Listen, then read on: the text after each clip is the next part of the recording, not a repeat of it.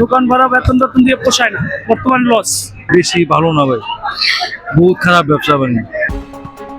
রাজধানীর কাঁচা বাজারগুলোতে কোরবানির ঈদের আমেজ স্পষ্ট হলেও ক্রেতা উপস্থিতি তুলনামূলক কম। সবজি, মাছ ও মাংসের সরবরাহ স্বাভাবিক থাকলেও বিক্রি কমে যাওয়ার কথা জানিয়েছেন ব্যবসায়ীরা। কাউরান বাজার ঘুরে দেখা গেছে কয়েক ধরনের সবজির দাম কিছুটা কমেছে।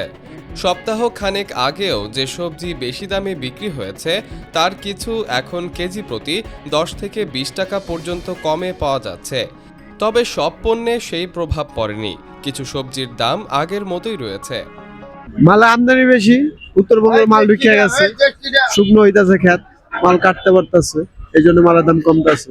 বর্ষাকালে মাল যদি খেত ভরা থাকে তো মাল কাটতে পারে না, মালের দাম একটু বেশি থাকে, তাই জন্য একটু কম আছে। ওটা আগে রেডি আছে 50 টাকা 40 টাকা বেচার ভাব আছে। লাভ অবশ্যই, কাঁচা মালে ব্যস্ত হলে লাভ হবে, কম আর বেশি। কাস্টমার খুব কম এখন, সামনে কোরবানির ভিতরে সবাই তো ব্যস্ত আছে, কাস্টমার অনেক কম। বিক্রেতারা বলছেন ঈদকে সামনে রেখে অনেক পরিবার এখন গরু কেনা ও অন্যান্য প্রস্তুতি নিয়ে ব্যস্ত, ফলে দৈনন্দিন বাজারে ক্রেতার চাপ কমেছে, যার প্রভাব পড়েছে বিক্রিতেও। অনেক খারাপ, যা বলা যায় না। অনেক দোকান ভাড়া দিয়া, আপনার কর্মচারী বেতন দিয়া গুলস্থান। দেশে কিনা অনেক খারাপ, মানুষ দেশে গেছে তো, আর ঈদের বাজার তো, আর বাজার খারাপ পুরো।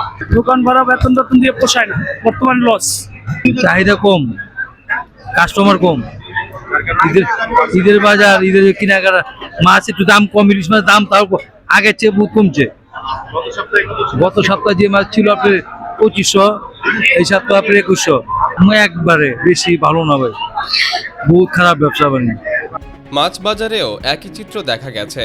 দেশি মাছের দাম তুলনামূলক স্থিতিশীল থাকলেও চাষের কিছু মাছ কেজি প্রতি সামান্য কম দামে বিক্রি হচ্ছে।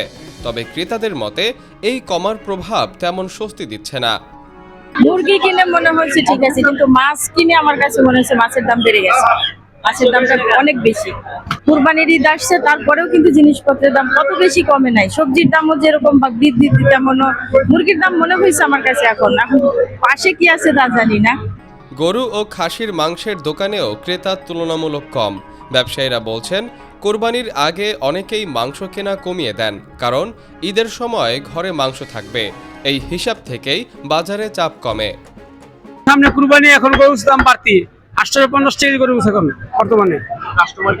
কাস্টমার এখন একটু বেশি, কারণ ঈদ না, সবাই তো কুরবানি দেবে না, সবাই তো দেশে যাবে না, একটু বেশি দাম। ঈদের পর দাম একটু কমবে, যেমন সবার ঘরে তো মাংস থাকবে, দাম কমবে ঈদের পরে। তাদের দাবি, চাহিদা কমে যাওয়ায় কিছু জায়গায় গরুর মাংসে কেজি প্রতি সামান্য ছাড় দেওয়া হচ্ছে, তবে খাসির মাংসে তেমন পরিবর্তন দেখা যায়নি। সামনে তো কুরবানি, এখন কি কাস্টমারের চাপ কম? হ্যাঁ, এখন কাস্টমারের চাপ কম, মালের বেচা কিনাও কম, আর মালের দামও একটু কম। বছরের মতোই হচ্ছে নাকি? না, এবারে একটু ভালো দেখা যাচ্ছে, মানে এক কোরবানি যারা দেবে তারা ভালো লক্ষণ পাওয়া যায়। কুরবানির সময় কি আপনাদের ব্যবসা ভালো হচ্ছে? হ্যাঁ হ্যাঁ হ্যাঁ। অন্যদিকে ক্রেতাদের ভাষ্য, বাজারে দাম কমার যে কথা বলা হচ্ছে, বাস্তবে তার প্রভাব খুব একটা চোখে পড়ছে না। আয় ব্যয়ের হিসাব মেলাতে এখনও হিমশিম খেতে হচ্ছে নিম্ন ও মধ্যবিত্ত পরিবারগুলোকে। আমি আসলে কি বলবো, বাজার দর যেরকম অবস্থা চলছে, এটা সাধারণ মানুষের খুবই খারাপ অবস্থায়। ব্যবসায়ীরা মনে করছেন কোরবানির ঈদ যত ঘনিয়ে আসবে বাজারে ক্রেতা আরও কমতে পারে, তবে ঈদের পর পরিস্থিতি আবার স্বাভাবিক হবে বলে আশা তাদের। এই সামনে কোরবানি, এই কারণে বর্তমানে বেচা কিনা একটু কম, সবাই এই যে গরু কেনা বেচা নিয়ে ব্যস্ত, কাস্টমার কম হয়। তবে আশা করা যায় কোরবানির পরে বেচা কিনা হবে। আর এখন একটু বাজার ডাউন, আমাদেরও চলতে কষ্ট হইতেছে। কোরবানিকে ঘিরে বাজারে কিছু পণ্যের দামে সামান্য পরিবর্তন এলেও স্বস্তি কতটা মিলেছে তা নিয়ে ব্যবসায়ী ও ক্রেতাদের মধ্যে রয়ে গেছে স্পষ্ট ভিন্ন মত। মোহাম্মদ শিমুল, অগ্রযাত্রা প্রতিদিন, ঢাকা।